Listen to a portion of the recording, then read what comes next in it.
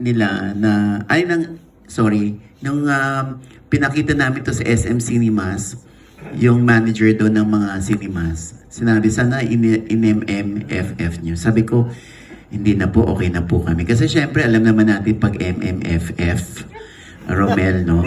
Medyo mahirap makapasok. Alam mo yan, di ba? Ikaw nga nahihirapang bigkasin, ako pa kaya makakapasok doon.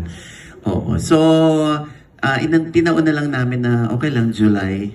Ang dami-dami kasi di ba sa 10 pelikula sa MMFF, dalawa lang, di ba? Dalawa, tatlo lang ang kumikita. Tapos ang lalaki ng gastos ng iba. So, dito na lang kami sa July 30. Exclusive din sa SM Cinemas. Grabe rin yung support nila sa amin. Oh. Miss F. Pati Miss F, ah? Miss F.